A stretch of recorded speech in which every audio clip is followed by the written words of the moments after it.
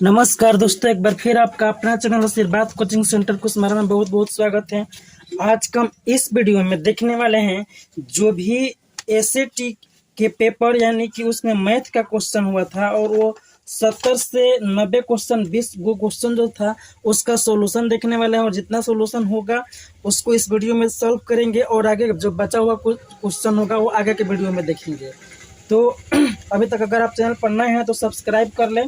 तो देर नहीं करते हैं, चलो चालू करते हैं। आज से 71 नंबर क्वेश्चन जो कि 2023 एसएटी एग्जाम यानी कि एनएमएस मेधा छात्रवृत्ति 2023 में हुआ था, उसमें पूछा गया था। बोल रहा है 71 नंबर क्वेश्चन की यदि संख्या 2 3 4 5 A 60 B पूर्णतया विभाजित हो 3 के द्वारा तो A प्लस B का महत्तम मान क्या होगा, यही इसको सॉल्व करना है। तो चलिए आप इसको बताते हैं कैसे सॉल्व करना है। यहाँ पर देखिए ये कह रहा है 2 और इसके बाद 3 4 और 5 5 के बाद कह रहा है कि यहाँ पर A है, इसके बाद 6 है 0, इसके बाद B और 3 से ये कटने वाला है। जब 3 से कटने वाला है तो कह रहे हैं ना कि A प्लस B का मैक्सिमम वैल्यू मतलब महत्तम मान क्या हो सकता है।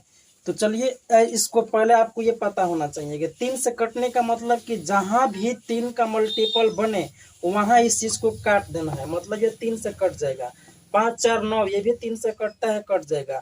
6 और 2 8 यहाँ तक तो 8 आया, तो 8 इसको लिखना पड़ेगा। इसके बाद इसको A प्लस B ऐसे करके आपको लिखना होगा। अब 8 है और A प्लस B है, इन दोनों का महत्तम मान हमको देखना है। ठीक, तो अगर हम कहें कि 3 से कटना होगा तो इन दोनों का एक अगर हम रखते हैं तो 8 प्लस 1 यानी कि 9 होगा और 3 से कट जाएगा।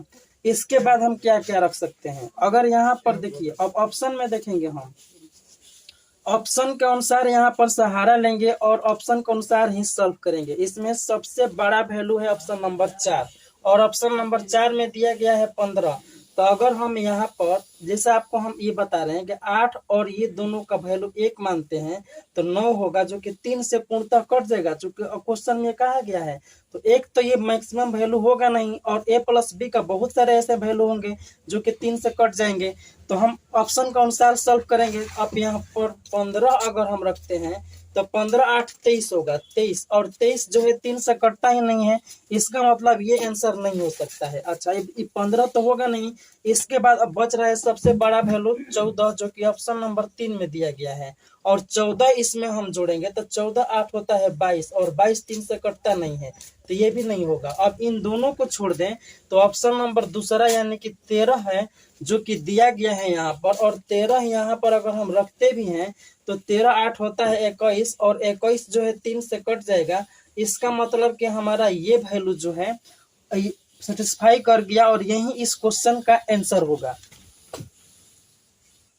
नेक्स्ट क्वेश्चन, क्वेश्चन नंबर 72 को देखिए। कह रहा है कि A एक रूढ़ संख्या है एवं B एक यौगिक संख्या है, इस प्रकार की A प्लस B 240 एवं A और B का लघुत्तम 4199 है, तो A और B क्रमशः होंगे, क्या होगा? इसका आंसर देखना है आप। अब इस क्वेश्चन को सॉल्व करना है। तो यहाँ पर हम आपको बता दें कि ऑप्शन जो दिया गया है ऑप्शन का हम सहारा लेंगे। कह रहा है कि लघुत्तम जो है मतलब कि एलसीएम जो है कितना है तो 4199 है। ठीक, और ऑप्शन नंबर पहला में दिया है 13 और 227। दूसरा ऑप्शन अगर आप देखें तो यहाँ पर दिया है 17 223 और यहाँ पर तीसरा ऑप्शन देखें तो यहाँ पर दिया गया है 19 और 221। इसके बाद चौथा ऑप्शन है, इसमें कह रहा है कि 23 और 217। अब क्वेश्चन में क्या कर रहा है कि एक है आपका प्राइम नंबर मतलब अभाज्य संख्या, और यह अभाज्य संख्या का विशेषता है कि एक से और खुद से ये दो को छोड़ दें तो किसी से नहीं कटता है, और दूसरा है कंपोजिट नंबर मतलब वो किसी से कट सकता है। ठीक, ये कंपोजिट नंबर है जिसको B बोल रहा है। तो आपको हम उदाहरण के लिए बता दें कि यहाँ पर ये 7 है प्राइम नंबर, 3 है प्राइम नंबर, ये 5 है प्राइम नंबर है, 9 है 9 नहीं होगा, ये 5 प्राइम नंबर है, 11 जो है प्राइम नंबर है, और इसके साथ कोई भी कंपोजिट नंबर आएगा, या फिर 4 हो 6 हो जो भी हो, लेकिन अगर एलसीएम इसका हम लेंगे तो ये कटता नहीं है, इससे सीधे सीधे गुणा कर देते हैं। तो इसका मतलब ये है कि एक हो कंपोजिट नंबर एक प्राइम नंबर, और दोनों का एलसीएम जब लेना हो, एक कंपोजिट नंबर और एक प्राइम नंबर, एक कंपोजिट नंबर, एक प्राइम नंबर और एक कंपोजिट नंबर, और इन सब का जब हम लेंगे एलसीएम तो सीधे सीधे हमको गुणा करना पड़ेगा। क्यों? क्योंकि ये कटता ही नहीं है, और जब कटेगा नहीं तो गुणा होता है, मतलब साफ है कि जो भी दो संख्या हो उसका गुणा करने पर इतना आना चाहिए। एलसीएम का मतलब ये है, और यही चीज़ हम आपको बताना चाहते थे। तो मतलब जो भी दो नंबर होगा इन चारों में से होगा, चारों में से होगा तो हम देखेंगे किसका गुणा करने पर इतना आ रहा है। तो सबसे पहले इसको देखते हैं। अब पूरा गुणा नहीं करना है आपको, यूनिट डिजिट की सहारा लेना है।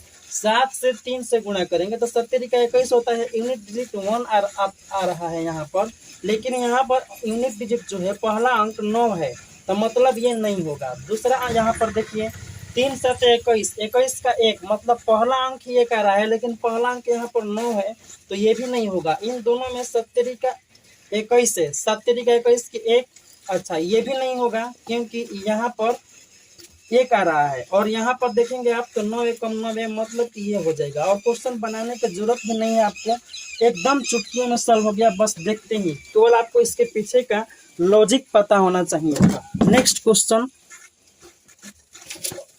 अब क्वेश्चन नंबर 73 देख लीजिए। 73 में बोल रहा है कि यदि ए एवं बी एक अंक की प्राकृत संख्याएं इस प्रकार हो कि ए स्क्वायर प्लस बी क्यूब बराबर 793, तो ए प्लस बी का वैल्यू क्या होगा।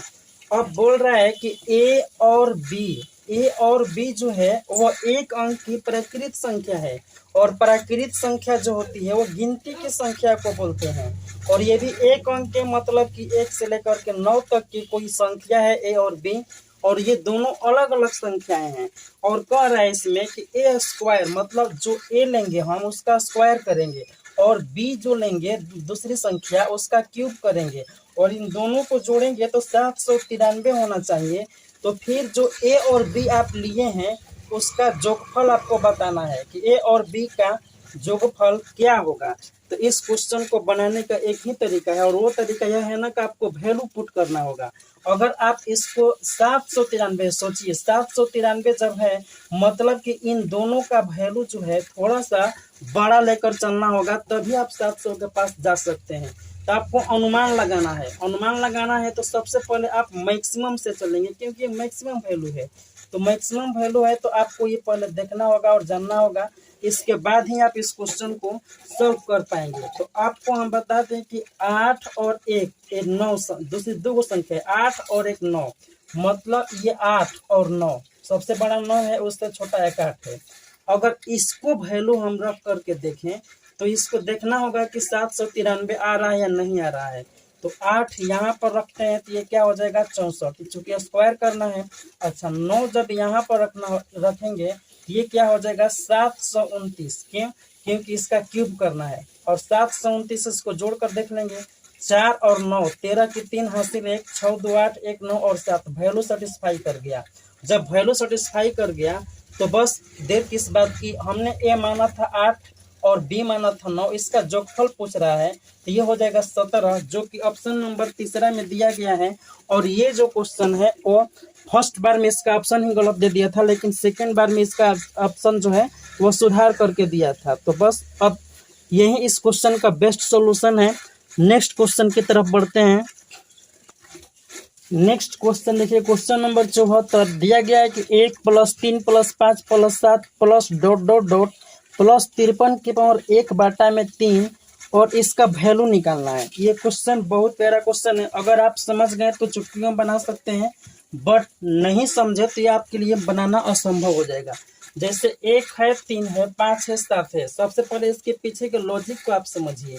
ये 1 है 3 है 5 है 7 है, और यहाँ पर है 53 है। तो आपको एक चीज यहाँ से अनुमान लगाना होगा कि ये जो है विषम संख्याओं को जोड़ रहा है, और 1 से लेकर के 53 तक की सारी विषम संख्याओं को जोड़ रहा है।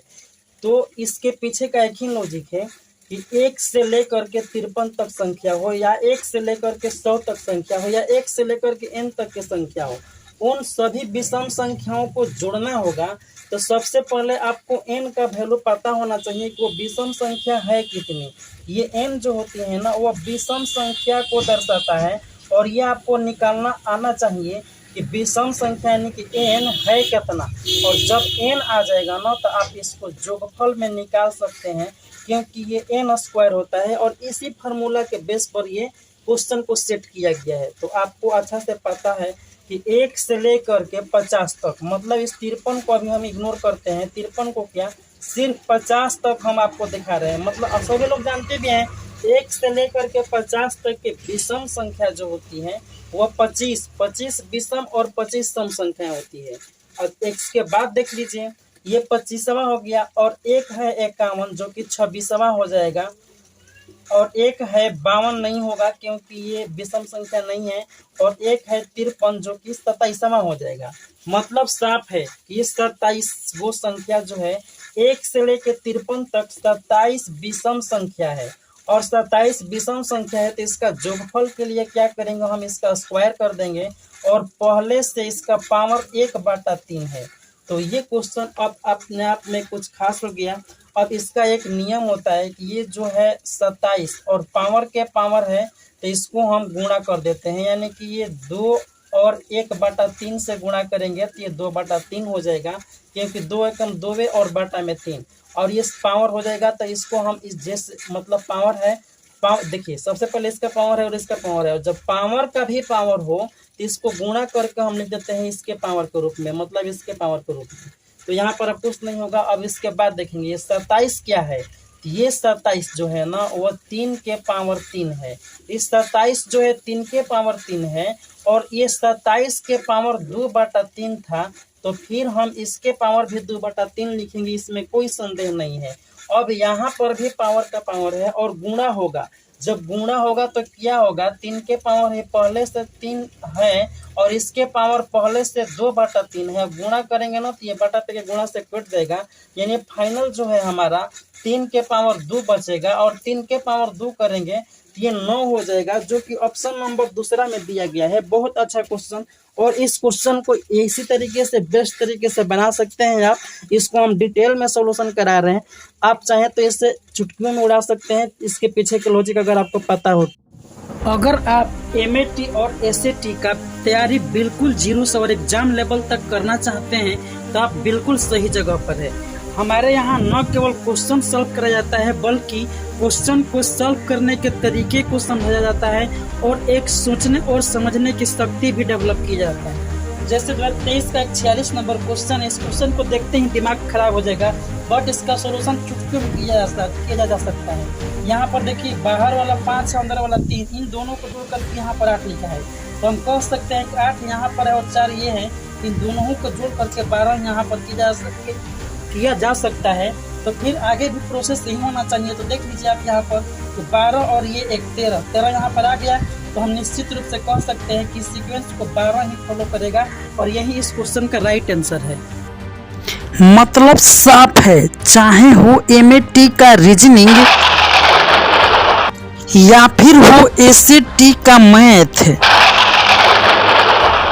ये वो मैथ का क्वेश्चन है जो कि प्रीवियस ईयर एग्जाम में आए हुए हैं, और ये जो नीचे रेड कलर में चिन्ह लगाया गया है वो वहाँ से क्वेश्चन पिकअप किया गया है, जिस बुक से, उस बुक का ये क्वेश्चन है। तो आप देख पा रहे हैं कितना मतलब कि साफ दिखाया गया है कि कहाँ से मैथ के क्वेश्चन बनते हैं। तो आपके तैयारी में मैथ का क्वेश्चन कभी भी बाधा बनने वाला नहीं है।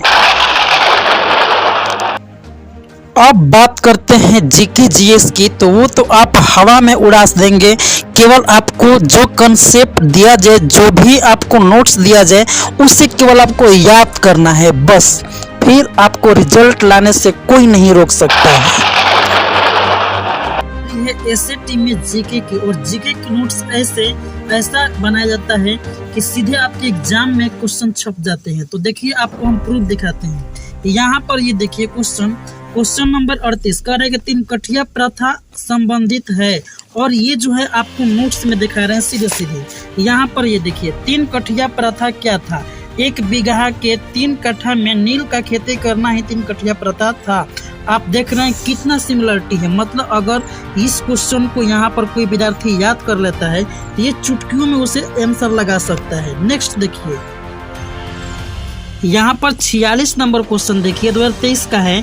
शांति निकेतन की स्थापना किसने की? तो रविंद्रनाथ टैगोर। और ये देखिए हमारे नोट से कितना मिलता जुलता है कि रविंद्रनाथ टैगोर ने कलकत्ता में किसका स्थापना की? तो शांति निकेतन की। अगर कोई व्यक्ति इस क्वेश्चन को याद कर ले कि कलकत्ता में रविंद्रनाथ टैगोर ने किसकी स्थापना की? तो शांति निकेतन की। तो क्या लगता है कि शांति निकेतन का स्थापना किसने की? इस क्वेश्चन को नहीं बना सकता है? जी बिल्कुल बना सकता है। और एक क्वेश्चन दिखाते हैं हम आपको। क्वेश्चन नंबर 21 देखिए, गैल्वीकरण या यशद लेपन एक प्रकार का विद्युत लेपन है। इसमें किस धातु का परत लोहे पर चढ़ाई जाती है ताकि उसका संक्षारण और जंग लगना रुक सके? इस क्वेश्चन का राइट आंसर होगा चौथा, जो कि जिंक दिया गया है। और यहाँ पर आपको हम दिखा रहे हैं, देखिए सबसे पहले नोट्स में लोहा पर जंग लगने से बचने के लिए किस धातु की परत चढ़ाई जाती है? तो आंसर है जिंक। और यहाँ पर देखिए कि लोहे पर जस्ता की परत चढ़ाने की प्रक्रिया को क्या कहते हैं? तो गैल्वेनाइजेशन। मतलब ये जिंक की परत चढ़ाई जाती है जिसको गैल्वेनाइजेशन बोलते हैं। और इस गैल्वेनाइजेशन में क्या परत चढ़ाई जाती है? तो जिंक की। और यही एक क्वेश्चन पूछा गया है कि गैल्वीकरण में आप किस धातु की परत चढ़ाई जाती है? तो आंसर क्या हो जाएगा? जिंक। तो आपको क्या लगता है कि जब व्यक्ति इस क्वेश्चन को याद कर लेगा तो क्या इस क्वेश्चन का आंसर नहीं दे पाएगा? तो आप देख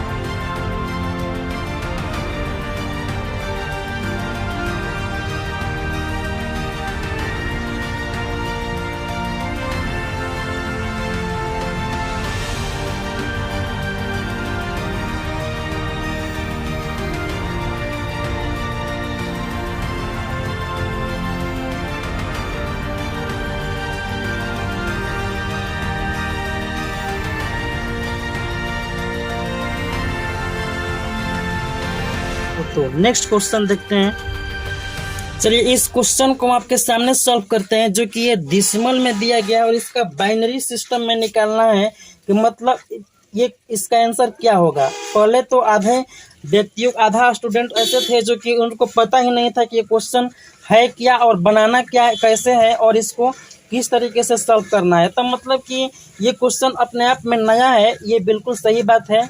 और बट इस क्वेश्चन पूछा गया है तो बनाना तो पड़ेगा ही। तो जो एक्सपीरियंस टीचर्स होंगे वो इस क्वेश्चन को आसानी से तो बना ही सकते हैं। देखिए इसका एक लॉजिक होता है, मतलब इसका एक लॉजिक ये होता है कि 2 से इसमें डिवाइड करना है, 2 से डिवाइड करना है और आपको भागफल और शेषफल एज इट एज लिखना है। देखिए 2 से हम इसको डिवाइड करेंगे तो क्या होगा? 2 एकम 2 एक बार में, और ये 7 है तो 2 3 6 1 7, 2 7 14 और यहाँ पर 9 है तो ये 2 चौके 8 बच गया क्या? 1। और इस शेषफल को एज इट एज लिख लेंगे। ठीक इसी तरीके से आप इस भागफल को उठा लेंगे और ये भागफल क्या है? 13 7 4, इसको 2 से डिवाइड करेंगे तो क्या होगा? 2 6 12 और 12 1 13, 2 8 16 और 17 आ गया। 2 7 14, मतलब कि ये कट गया। जैसे कि हमने 2 से इसमें भाग किया, 2 6 12, 12 को कटा तो 1 बचा, इसके पास गया 17 हो गया ऊपर खड़ा होकर के। तो 2 8 16 को तो कट गया और 1 बचा तो यहाँ पर खड़ा होगा 14 हो जाएगा और ये 7 बार में 14 कट जाएगा। तो शेषफल हमारा क्या बच गया? 0, क्योंकि यहाँ पर हर कुछ कट जा रहा है। अब यहाँ पर देखिए 6 8 7 है, इसको भी आपको एज इट एज ऐसे ही करना है, 2 से डिवाइड करना है। तो 2 3 6, 2 चौके 8 और 2 3 6 1 7 बचा 1 शेषफल यानी +1 होगा। जैसे कि 2 से इसमें डिवाइड करेंगे तो 6 तो 3 बार में कट जाएगा, 8 तो 4 बार में कटेगा और ये 7 जो है पूरी नहीं कटेगा, लेकिन 3 बार में 6 को तो कट ही जाएगा। तो 1 बचेगा तो इसको +1 करेंगे, क्योंकि यह इसका एक रूल होता है कि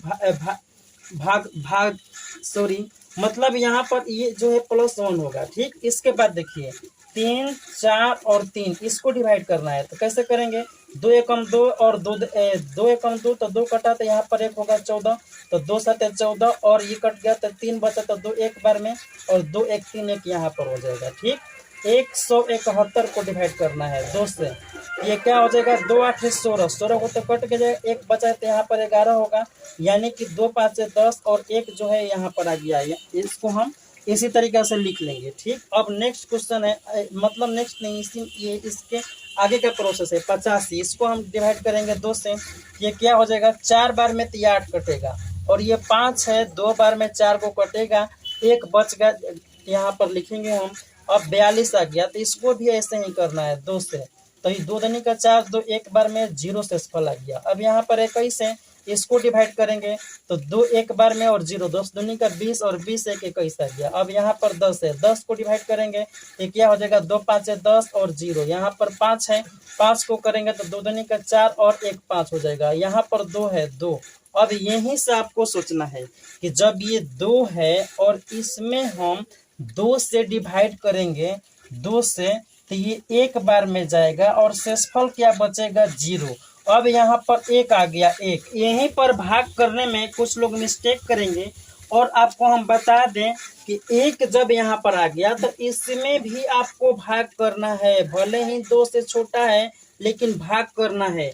अब आप कहेंगे कि ये तो 1 है और 1 में हम 2 से भाग करेंगे तो कैसे करेंगे, तो सिंपल नियम है कि इसको आपको 0 बार में ले जाना है, क्योंकि छोटी संख्या है, और 0 बार में जब ले जाएंगे तो ये 0 हो जाएगा।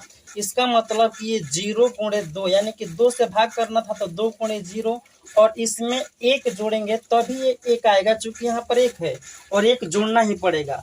अब आपका यहाँ पर जो है भागफल 0 आ गया, और जब भागफल 0 आ गया ना तो आपको यहाँ पर रोक देना है प्रोसेस, क्योंकि इसके आगे आपको सॉल्व नहीं करना है। इसका नियम है कि जब तक से भागफल 0 ना आ जाए तब तक से आपको सॉल्व करना है। तो चलिए इस चीज को हम देखते हैं क्या क्या आ गया है। तो सबसे पहले 1 आया है, तो 1 यहाँ पर आपको लिखना ही पड़ेगा। इसके बाद 0 1 0 1 0 1, मतलब कि एक बार 0 1, दूसरी बार 0 1, तीसरी बार 0 1, एक बार 0 1, दूसरी बार 0 1, तीसरी बार 0 1, यहाँ तक तो हमने लिख लिया, यहाँ तक है। इसके बाद 1 1 0 1, इसके बाद 1 1 और 0 1, मतलब कि हमारा यही आ गया शेषफल, और शेषफल को ही लिखते हैं हम रिवर्स के तौर में, रिवर्स के तौर पर, और ये बाइनरी सिस्टम का रूल होता है। तो क्या हो जाएगा, ऑप्शन नंबर तीसरा, अगर आप मैच करेंगे तो ऑप्शन नंबर तीसरा इस क्वेश्चन का राइट आंसर है। नेक्स्ट क्वेश्चन देखिए, नेक्स्ट क्वेश्चन, क्वेश्चन नंबर 76 बोल रहा है कि 2 शुद्ध सिक्के को साथ साथ उछाला गया, कम से कम एक चित्त प्राप्त करने की प्रायिकता क्या होगी। अब ये आपको प्रोबेबिलिटी से क्वेश्चन है, और प्रोबेबिलिटी से इस बार 3 क्वेश्चन थे, तो ये पहला क्वेश्चन है। अब चलिए इस क्वेश्चन को देखिए। सबसे पहले कि 2 सिक्का एक साथ उछाला गया है, तो हो सकता है पहले वाला सिक्का पर हेड हो और दूसरे वाला पर टेल, या हो सकता है पहले वाला पर हेड हो और दूसरे वाला पर भी हेड आ जाए, या ये भी हो सकता है कि पहले वाला पर टेल आ गया और दूसरे वाला पर हेड आ गया, या ये भी हो सकता है कि पहले वाला पर टेल हो तो दूसरे वाला पर भी टेल आ जाए। मतलब ये आपके पास 4 संभावनाएं हैं, टोटल आपके पास 4 संभावनाएं है। बोल रहा है कि कम से कम एक चित्त यानी कि एक हेड आने की प्रायिकता क्या है, इस क्वेश्चन को बनाना है। तो कम से कम एक हेड या एक चित्त का है, तो इसके लिए आपको देखना होगा कि कहाँ पर कम से कम एक हेड है। तो यहाँ पर भी कम से कम एक हेड है, यहाँ पर भी 2 है तो कम से कम एक आ जाएगा उसमें, यहाँ पर भी कम से कम एक है। मतलब कि ये 3 ऐसी चीज है जहां पर कम से कम एक हेड है ही, और ये पूरी संभावना है 4, इसलिए इसकी प्रायिकता हो जाएगी 3/4, जो कि ऑप्शन नंबर तीसरा में दिया गया है। 77 नंबर क्वेश्चन देखिए, बोल रहा है कि एक राशि 2% ब्याज प्रति वर्ष के साधारण ब्याज के अधीन 3600 रुपए हो जाती है एवं 4%।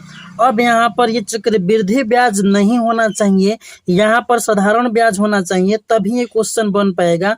और हम इसको साधारण ब्याज मानकर ही बना रहे हैं, क्योंकि ऐसा क्वेश्चन बनाना, ऐसा टाइप करने में हो सकता है ये मिस्टेक हो गया हो।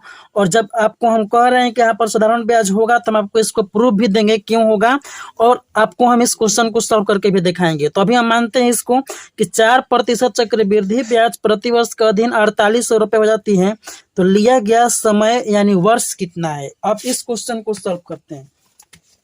सबसे पहले होता क्या है, साधारण अगर हम कहें कि मिश्रधन बराबर क्या होता है, साधारण ब्याज में मूलधन प्लस साधारण ब्याज, ये दोनों को जोड़ देंगे तो हम क्या पाएंगे, मिश्रधन। अच्छा, मिश्रधन तो ये हो गया।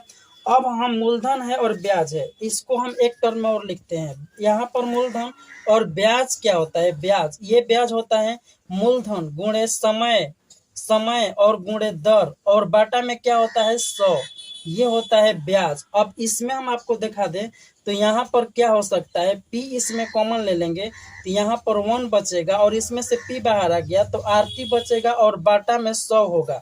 अब यहाँ पर अगर हम देखें तो p एज इट इज, और यहाँ से इसमें गुणा करेंगे तो क्या 100 और प्लस RT हो जाएगा और बाटा में क्या हो जाएगा, पूरा का बाटा में 100। मतलब ये मिश्रधन का डायरेक्टली सूत्र आ गया, साधारण ब्याज हो तब।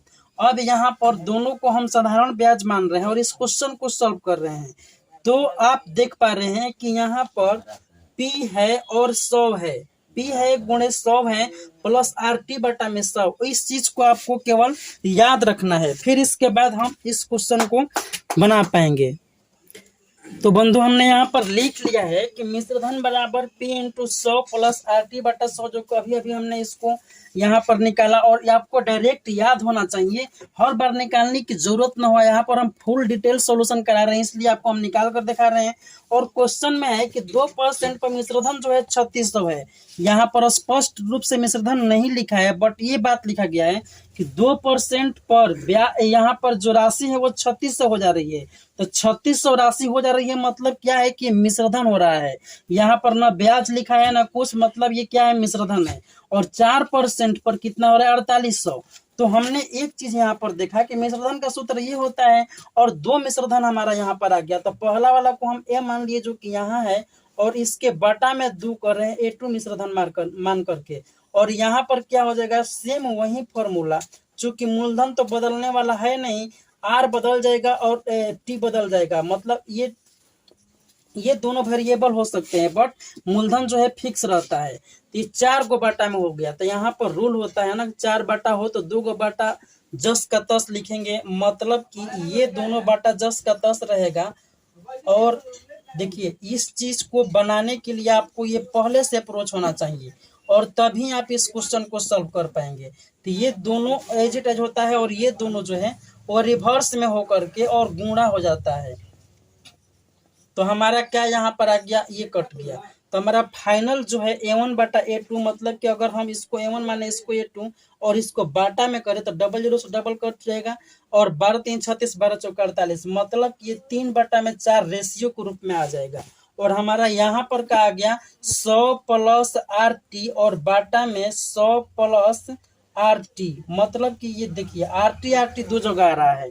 तो यहाँ पर जो है वो फिक्स टाइम इसको दिखा रहेगा, टाइम दोनों में सेम ही लग रहा है, बट जो दर दिया गया है ना वो अलग अलग दिया गया है। तो आपको दर ये अलग अलग लिखना होगा, क्यों, क्योंकि इसमें दिया गया है। अब यहाँ पर देखिए 100 तो जैसे है वैसे लिखेंगे, R पहले वाला में 2 है तो क्या लिखेंगे 2, और T जैसे है जैसे लिख लेंगे। यहाँ पर देखिए 100 जस के तस, R2 अब की बार कितना है 4, और T कितना है जस के तस T हमको निकालना है, और दोनों में ये T सेम होगा। तो हम क्या करेंगे, क्रॉस मल्टीप्लाई करेंगे, 4 से इसमें गुणा करेंगे, 3 से इसमें गुणा करेंगे। तो 3 से पहले इसमें करते हैं तो ये 300 होगा और ये 12 हो जाएगा। मतलब क्या है कि ये 300 प्लस 12T, और ये बराबर आ जाएगा, 4 से गुणा करेंगे तो 400 प्लस 8, यानी कि 400 और प्लस 8T, इतना आ गया। यहाँ पर 8T आ गया। अब इसको हम इधर ले आएंगे, मतलब 12T है और 8T इधर लाएंगे, ये क्या हो जाएगा, घट जाएगा। 12 में से 8 घटेगा तो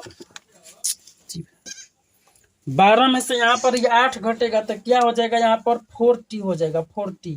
और इधर क्या आ जाएगा, मतलब कि 12 में से 8 घट गया, 300 उधर माइनस में होगा तो यहाँ पर हो जाएगा 100, और इसे T निकालेंगे हम यहाँ से, तो T बराबर क्या हो जाएगा 100 बटा में 4, और ये कट करके 25 आ जाएगा, और 25 वर्ष ही राइट आंसर है। अब आपको हम डिटेल में इसको यहाँ पर फिर से इसको दिखा रहे हैं कि जो ये दिया गया है कि हम टाइम इसको मान लिए 25 वर्ष, और मिश्रधन जो है हमारा पहले वाला पर दिखा रहे हैं आपको 3600 आ रहा है, 3600 आपको हम सिद्ध करके दिखा रहे हैं कि 4% पर जो दिया गया है ना मिश्रधन, ये ब्याज पर, साधारण ब्याज पर होगा, न कि चक्रवृद्धि ब्याज पर। देखिए इस चीज को थोड़ी सी आपको हम डिफाइन कर रहे हैं यहाँ पर, थोड़ा सा इसको देखिएगा।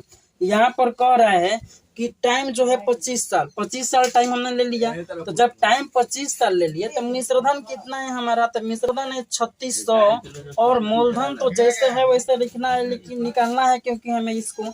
और ये क्या हो जाएगा 100 10 के 10 है, और आर कितना है, आर जो है 2 है यहाँ पर, और टाइम जो है हमने 25 मान लिया, 25, और ये बाटा में कितना हो जाएगा 100, डबल जीरो से तो डबल जीरो कट जाएगा।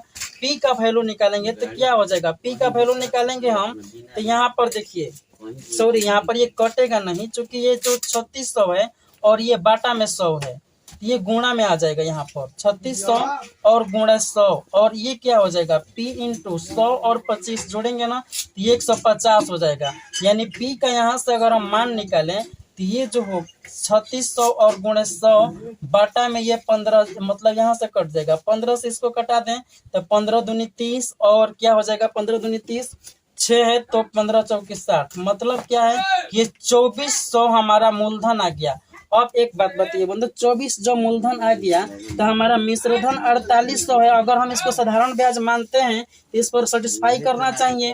तो देखिए मिश्रधन का सूत्र क्या होता है, मिश्रधन का सूत्र होता है P इंटू 100 प्लस RT, और बाटा में क्या होता है 100। यहाँ पर देखिए P कितना है 2400, तो ये 2400 10 के 10 और 100 कितना है तो 100 लिखेंगे ही लिखेंगे। आर कितना इस बार माना है 4, और हमारा टाइम कितना आ गया 2500, बाटा में कितना हो जाएगा 100, ये कट जाएगा। यहाँ पर ये देखिए 24 और यहाँ पर क्या है 100 और 25, यानी 25 चौका 100 और 100 ये जोड़ेंगे ये कितना हो जाएगा 200, और 200 इसमें गुणा करेंगे तो कितना हो जाएगा 4800, जो कि हमारा मिश्रधन आ गया। और आप देख पा रहे हैं कि हमारा ये जो आंसर है वो इस पर सेटिस्फाई कर रहा है। मतलब ये है कि यहाँ पर साधारण ब्याज ही होना चाहिए। और बिहार के ऐसे लोग हैं जो कि क्वेश्चन को सेट करते हैं गलत तरीके से और बदनाम करते हैं बार बार। तो आप देख रहे हैं बंधु कि इसके पीछे के क्या लॉजिक है। हमें केवल एक ही बात यहाँ पर बताना था कि ये जो चक्रवृद्धि ब्याज दिया है 4% पर, यह गलत है। यहाँ पर साधारण ब्याज होना चाहिए, तभी इस क्वेश्चन को आप सॉल्व कर पाएंगे। और हमारा 25 वर्ष आंसर आ गया। इस क्वेश्चन को आपको बनाने के लिए आपके पास बेस्ट अप्रोच होना चाहिए, आपको इसका बहुत सारा प्रैक्टिस होनी चाहिए, तभी इस क्वेश्चन को बना पाएंगे। नेक्स्ट क्वेश्चन देखते हैं। नेक्स्ट 78 नंबर क्वेश्चन को देखिए। यहाँ पर है 3 क्रमागत वर्षों में 10%, 12%, 15% के चक्रवृद्धि ब्याज प्रति वर्ष की दर से 50,000 पर कुल चक्रवृद्धि ब्याज कितना होगा। मतलब 50,000 यहाँ पर मूलधन दिया गया है। अब इस क्वेश्चन को सॉल्व करना है। देखिए यहाँ पर सबसे पहले अगर है 3 क्रमागत वर्षों में यहाँ पर चक्रवृद्धि ब्याज निकालना है तो इसका एक बॉक्स मेथड होता है, इसको आप ट्री मेथड भी बोल सकते हैं। 3 साल है, ये 3 टर्म में बनता है, और इसका रोल जो है आपको पहले से पता होना चाहिए, और इसके लिए आपको फुल पढ़ना होगा कंसेप्ट, तभी आप इस चीज को समझ पाएंगे। अभी आपको समझाने की कोशिश करते हैं कि इसको बनाने का तरीका क्या होता है। मूलधन जो है यहाँ पर 50,000 है, इस चीज को आपको देखना होगा। और यहाँ जो होता है पहले प्रतिशत का दर जो होता है उसके अनुसार, यानी 10% है तो 1 अंक के बाद 2 अंक के बाद दशमलव, यानी कि ये 500 रुपये हो जाएगा। अगला बार में कह रहे 12%, मतलब कि इस 50,000 का यहाँ पर 12% होगा। तो 12% मतलब 1 अंक के बाद, सॉरी यहाँ पर ये हो जाएगा 10% के वैल्यू 5,000। अब यहाँ पर हम 1% निकालेंगे तो 500 होगा, और 12% निकालेंगे तो 12 5 60, यानी कि 60 पर ये डबल जीरो 6,000 हो जाएगा 12% का वैल्यू। और यहाँ पर भी इसका 12% निकालेंगे तो 1% 50, और 12% 12 से गुणा 12 5 60, और ये 600 हो जाएगा। नेक्स्ट टाइम जो रेट कह रहे हैं ना वो 15% है, मतलब इसका 15% इसमें होगा। तो जब 15% इसका इसमें होगा तो 1% है कितना 500, और 15% कितना हो जाएगा 7500। यहाँ पर इन दोनों का 15% होगा, यानी कि 6,000 ये 5,000 ये 11,000, और 11,000 का 15% निकालना है। थोड़ी सी आपको इसको लिख करके बता रहे हैं। 15%, 1% मतलब क्या होता है 1 अंक 2 अंक के बाद दशमलव, और 15 से गुणा करेंगे तो 15 से 0 से गुणा करेंगे तो 0, 15 कम 15 के 5 हासिल 1, 15 कम 15 1 हासिल 16, यानी कि 1650 हो जाएगा यहाँ पर। और इसको थोड़ा सा हम देखते हैं, इसमें जो है वो 12% कह रहा है। ये 12% इस सॉरी देखिए 1650 और यहाँ पर ये 600। आगे देखते हैं, आगे यहाँ पर क्या है, इसमें लिखना है। तो अब इसमें इसका आता है, मतलब ये है कि देखिए यहाँ पर इस चीज को हम आपको बताना चाहते थे कि रेट जो है इसका 15%, शुरू 10%, तो 10% इसमें होगा, इन वाला में 12% है तो 12 होगा, ऐसा बनाया जाता है। और 15% निकालेंगे इसका तो 1% कितना हो जाएगा 6, और 15% तो 15 छक्का 90। अब पूरा को हम ऐड करेंगे, पूरा को ऐड करेंगे तो क्या पाएंगे, देखिए पहले आपको हम इसको ऐड करने का बेस्ट तरीका बताते हैं। पहला अंक सबका देखिए 0 है, 0 है, 0 है, 0 है, 0 है, 0 है, जोड़ेंगे तो क्या हो जाएगा, पहला अंक 0। दूसरा अंक देखिए, दूसरा अंक है 9, दूसरा अंक है 5, 9 5 जोड़ेंगे 14, 14 का 4, मतलब कि यहाँ पर अभी तक तो हमारा 4 आ रहा है। और यहाँ पर दूसरा अंक 0 है, 0 है, 0 है, 0, 0 में 4 जोड़ेंगे तो 4 होगा। ऐसे भी आप इस चीज को जोड़ करके देख सकते हैं, आपका राइट आंसर यही होगा, ऑप्शन नंबर 2 ही आएगा। और इसको बनाने का यही तरीका है, आपको समझ में आ जाएगा, मतलब ऐसे तरीके से। बहुत सारे ऐसे तरीके हैं, बट ये आपको हम बेस्ट अप्रोच बता रहे हैं। नेक्स्ट क्वेश्चन देखिए, क्वेश्चन नंबर 79 कर एक रेलगाड़ी जिसकी लंबाई 300 मीटर है, एक साइकिल सवार जिसकी गति 18 किलोमीटर प्रति घंटा है को पार करने में 20 सेकंड का समय लेती है। रेलगाड़ी की गति मीटर प्रति सेकंड में क्या है। चलिए इसको आप पहले देखिए, कह रहा है कि एक रेलगाड़ी जिसकी लंबाई 300 मीटर है, रेलगाड़ी की लंबाई जो है वो 300 मीटर है, लिखना होगा पहले। साइकिल सवार की गति 18 किलोमीटर प्रति घंटा है, ये 18 किलोमीटर प्रति घंटा को हम चेंज करेंगे मीटर प्रति सेकंड में, तो ये 5/18 से गुणा करेंगे, यानी कि 5 मीटर प्रति सेकंड साइकिल सवार की चाल है। इसको पार करने में वो 20 सेकंड का समय लेती है। तो रेलगाड़ी की जो गति है उसको निकालना होगा, ठीक। तो यहाँ पर देखिए कह रहा है कि ये जो है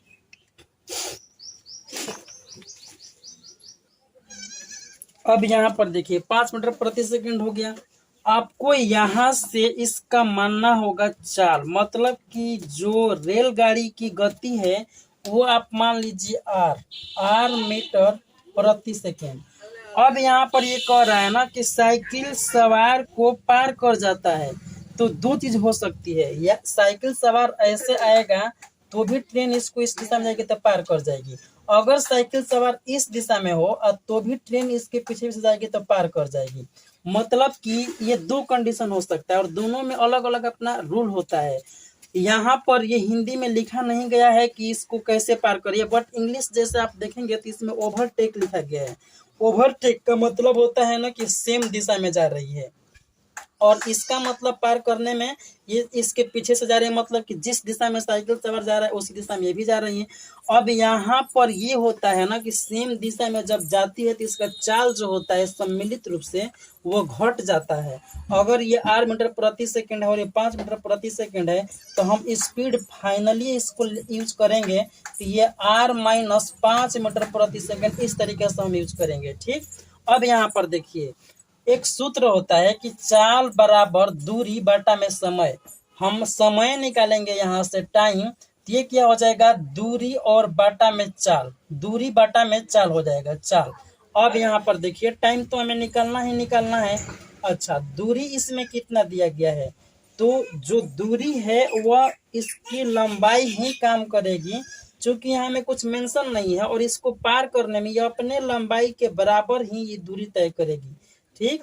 तो दूरी हो गया इतना। अब इसके बाद इसमें स्पीड है, और स्पीड जो है वो हमने इसका R-5 मान रखा है, और यहाँ पर टाइम जो है दे रखा है, इसमें हमने ध्यान नहीं दिया, टाइम जो है वो दे रखा है 20 सेकेंड, मतलब 20 सेकेंड में इसको पार कर रही है। अब यहाँ से हमको निकालना है, तो 0 से 0 कटाएंगे, और यहाँ से 2 से ये 15 बार में R-5 इधर लिखेंगे, और इधर क्या है 15। अब यहाँ पर देखिए R-5 और बराबर 15, इसलिए R अगर निकालें तो ये क्या हो जाएगा 15 + 5, यानी कि 20 सेकेंड। और यही इस क्वेश्चन का राइट आंसर है, जो कि ऑप्शन नंबर पहला में दिया गया है। अब जो कि आपको दिखा दिया हम, इसमें जो भी संभव क्वेश्चन था सोल्यूशन का, अलग बात है कि क्वेश्चन का थोड़ा सा आपको टाइम लिया इसमें सॉल्यूशन कराने में, लेकिन वीडियो कैसे लगे कमेंट जरूर कीजिएगा। अगर चैनल पर नए हैं तो चैनल को सब्सक्राइब कर लीजिए, और आप ऑनलाइन तैयारी करना चाहते हैं तो आज ही हमें इस नंबर पर कांटेक्ट कीजिए, और हम आपको यकीन के साथ कर रहे हैं कि आप यहाँ से अगर आपको हम तैयारी कराएंगे ना तो आपके रिजल्ट जो है निश्चित रूप से हो ही जाएंगे, क्योंकि आपको आप मेहनत आप करेंगे तो आप एक पक्का इसमें रिजल्ट ला सकते हैं। तो मिलते हैं हम नेक्स्ट वीडियो में। वीडियो कैसे लगे कमेंट जरूर कीजिएगा। तब तक के लिए टेक केयर, बाय बाय।